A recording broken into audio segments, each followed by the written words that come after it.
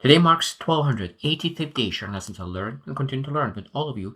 My hope that these insights will inspire you, support your dreams, help you achieve your goals, and really empower you to become the person that you want to become. Today I speak about incremental improvements. Such an important topic. Because incremental improvements, I think, is the best strategy to really achieve success, achieve the things that you want. Because compounding power of small wins is a massive power.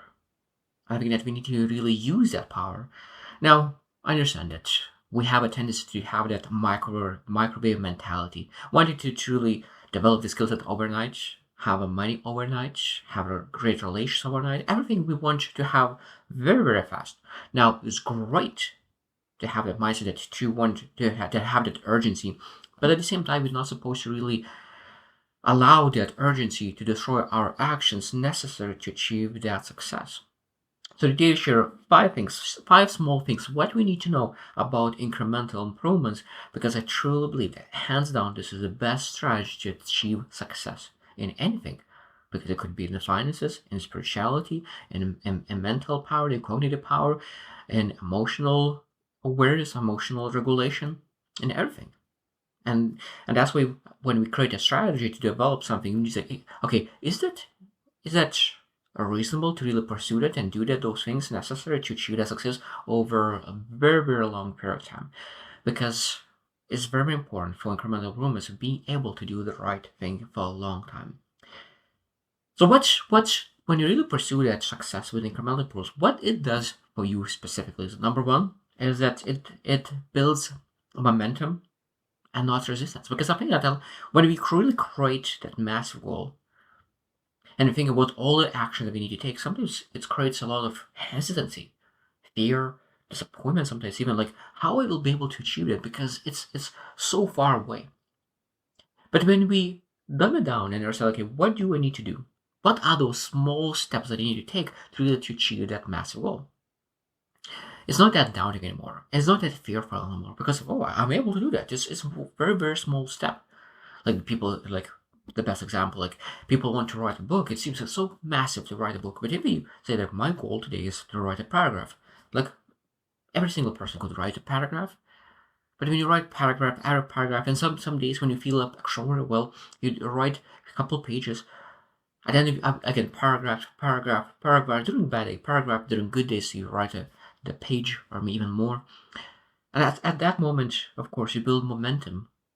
And it's an interesting thing because when you do something for a long time, after a couple hundred times, thousand times, that momentum of doing the same thing over and over again, it just carries it on. Even the worst day of your life, you're able to carry on the things that you do because you have massive momentum. So actions builds confidence, and that confidence allows you to keep the momentum as well.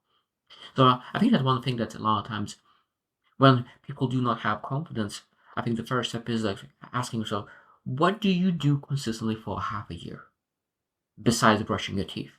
Like, what are the skills that you develop? Maybe like the relationships. Maybe like what is that one thing that I think that every single person needs to have a keystone habit that they're able to really compound, incrementally improve, because that builds a massive confidence that you're able to sustain some habit. And you have that ability to sustain a habit, you're able to transfer the same ability to any other improvement that you want to get better at.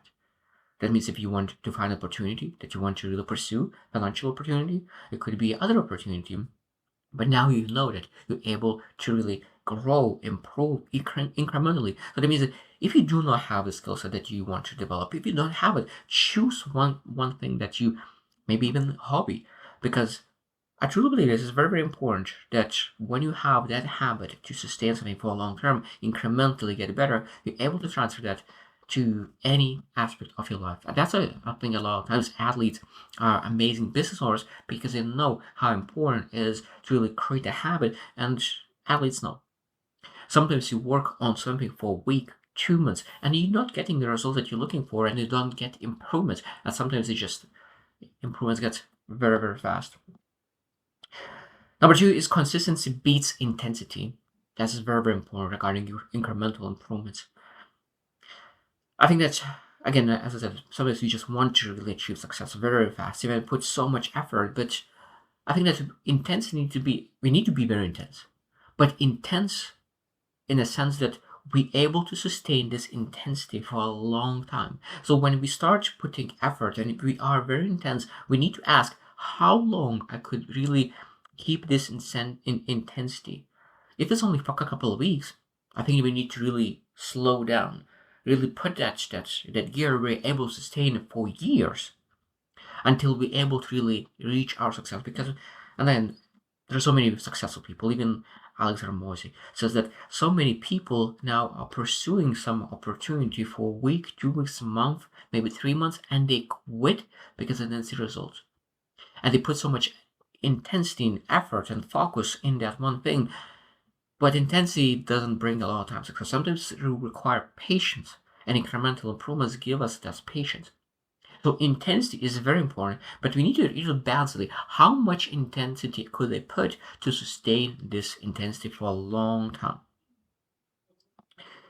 Um, Number three is compound growth is a superpower, and I really love that because one of the best examples is like if you're reading 15 minutes a day, 15 minutes a day, that means that you read about a little bit about plus minus 4 hours a week. One book, average book, um, is about 3 4 hours. So that means that you're able to finish 52 books in a year. Probably my math is wrong, but yeah, so let's go. 15 minutes a day means in 4 days is 1 hour. So almost 2 hours. Still, almost 2 hours of reading a week, reading only 15 minutes a day. So that means that in 2 weeks, we will finish one book. And that means that that's one book in 2 weeks, so 52 weeks in a year. So we have 26 books read in a year. That is what is a compound growth means. It means that you do small thing every single day and it compounds a quite significant result. 26 books. Imagine how much wiser you could be in one field if you just choose one field after a year of reading 26 books in that field. Just insane. I think that is it's probably I've heard math. If you grow yourself 1% every single day, that compounds in getting better 37 times. It's just a math. That's how it works. So it's a growth, compound growth is a superpower. Number four, it trains identity level change. It's interesting because identity change immediately. So you work, and you thinking about change. And at some point you grow enough, and it drips and it change. That's why sometimes it thinks that people change identity immediately, but that doesn't happen. What happened is that you worked so hard incrementally, did a lot of different behaviors and actions, and those actions compounded, and now it allowed you to make that shift in identity. It's now, of course, sometimes it happens immediately, but majority of identity shifts are done by other people that they allow to really make that shift. But if you're doing by yourself, most time it requires a lot of actions before you're able to finally switch that identity. So if you do a lot of kind of things, you will call yourself kind person. If you do a lot of bad things, you will see yourself. Your identity will be as a bad person. So your actions will dictate how do you see yourself. And I think that we need to really learn how to really execute based on our identity. And number five is it's resilient to failure. That means when you have that massive goal, if you fail on that goal, you can feel that you are a failure. But if you pursue incremental improvements, you see that incremental improvement is something that builds up. So there is no mistakes. You just effort. There's a process. I think that this can one of the best examples is like dancing. If you made a small step mistake, it's still dancing. You're still making effort. You're still getting better in dancing. So that small incremental failure doesn't matter in a long perspective. But when you think about big mistakes, of course, that will put us around. So incremental improvements really builds resilience and really there is no failure whatsoever because you just looking there is opportunity to get better, opportunity to improve, opportunity to really make things happen. And I truly believe, that incremental improvements in every area of your life could be the best strategy to achieve success. Health, finances, spirituality, emotions, mental. I always, when I think about really getting better, I always take my paper, take my pen, and I will write down the steps that I need to take. For example, when I started to do health, and I needed to really work to improve my physicality, I would write down like I would do one pull up, then after two pull-ups, then three pull-ups, then four pull-ups, and I tried that strategy, like I could use incremental improvement strategy to really achieve success. And at the moment, I'm pretty good with my physical strength because I was not rushing through things. And I think that every single person is supposed to do that. Have enough patience to achieve success that you're looking for. So I hope that you reflect as well. What are the areas of your life that you use incremental improvement strategy that you could really achieve success that you're looking for? And even write a comment or even ask a question like how to build this strategy, because I think that when you learn that strategy, you're able to implement, as I said, to every single area of your life. So I hope you choose one and see you tomorrow.